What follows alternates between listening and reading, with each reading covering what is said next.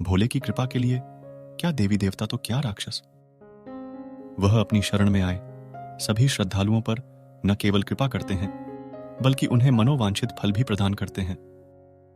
ऐसी ही एक कथा एक भिखारी था जो कि अक्सर ट्रेन में भीख मांगता था। एक दिन की बात है, वह रोज की तरह ही भीख मांग रहा था। तब उसे ट्रेन के अंदर एक सूट बूट वाले व्यक्ति को देखा, जिसे देखकर भिखारी को लगा कि यह व्यक्ति भीख में जरूर कुछ अच्छा देगा। उसके बाद वह उस व्यक्ति के पास चला गया और भीख मांगने लगा। भिखारी, सेठ कुछ दो ना। सेठ, तुम कौन हो? भिखारी, जी मैं एक भिखारी हूं, मुझे कुछ दो ना। सेठ ने भिखारी से कहा, अगर मैं तुम्हें भीख दूंगा तो बदले में तुम मुझे क्या दोगे? भिखारी कुछ समझ नहीं आया और सेठ से कहने लगा कि सेठ मैं तो भिखारी हूं, मैं भला आपको क्या दे सकता हूं? सेठ ने कहा, भाई मैं तो व्यापारी हूं, मैं तब तक किसी को कुछ नहीं देता तब तक उसके बदले मुझे कुछ ना मिले।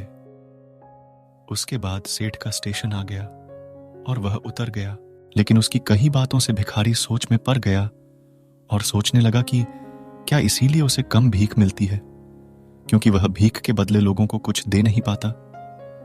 लेकिन मैं तो भिखारी हूं, मैं आखिर किसी को क्या दे सकता हूं? भिखारी यही बात सोच सोचकर बहुत परेशान था। तभी उसने देखा कि उसके आप पास काफी अंदर फूल लगे हुए हैं। उसे आइडिया कि क्यों ना भीख के बदले लोगों को फूल दिए जाएं।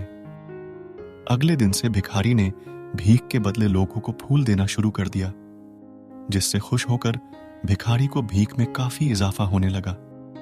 एक दिन उसे फिर से वही सेठ ट्रेन में दिखाई दिया और वह उस सेठ के पास गया और सेठ से कहा कि सेठ आज मेरे पास आपको देने के लिए कुछ है। तो उसने सेठ को कुछ सुंदर फूल दिए। सेठ वो बहुत पसंद आए, जिससे खुश होकर सेठ ने भिखारी को कुछ पैसे दिए और कहा कि अब तुम मेरी तरह व्यापारी बन गए हो। ऐसा कहकर सेठ अपने स्टेशन पर उतर गया, लेकिन सेठ की कही बातों को भिखारी समझ नहीं पा रहा था। एक बार फिर भिखारी के दिमाग में बहुत सारे सवाल दौड़ने लग गए थे। उसके बाद वह भिखारी स्टेशन पर कभी दिखाई नहीं दिया। काफी दिन बीत गए। तकरीबन 1 साल के बाद 2 व्यक्ति सूट बूट में अपने सामने बैठे हुए थे। तब एक ने दूसरे से कहा कि साहब आपने मुझे पहचाना? उस पर दूसरे ने कहा, नहीं भाई, मैंने तुम्हें नहीं पहचाना, लगता है हम पहली बार मिल रहे हैं। इस पर पहले वाले ने कहा, नहीं साहब, हम तीसरी बार मिल रहे हैं। तब दूसरे ने कहा, क्या आप मुझे याद दिलाओगे कि हम पहले 2 बार काम मिले हैं? इस पर पहले ने कहा, साहब मैं वही भिखारी हूं जिसे आपने भीख के बदले कुछ देने के लिए कहा था। वो हमारी पहली मुलाकात थी। दूसरी बार आपने मुझसे कहा था कि मैं जो अब भीख के बदले फूल दे रहा हूं, इससे मैं आपकी तरह व्यापारी बन गया हूं। आपकी वही बात मेरे दिल में घर कर गई और मैंने खुद से सवाल किया कि आखिर कब तक मैं भिखारी बना रहूंगा।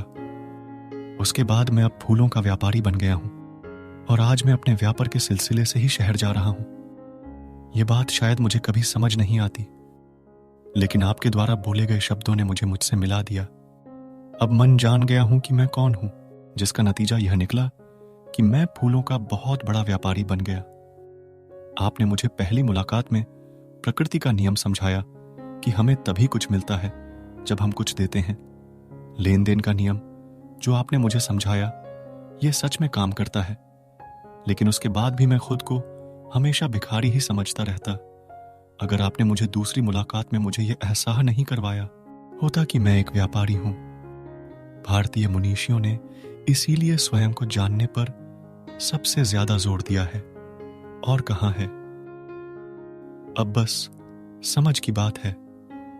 इस भिखारी ने जब तक खुद को भिखारी समझा, वो भिखारी ही बना रहा, और जब उसने खुद को व्यापारी मान लिया, वह व्यापारी बन गया।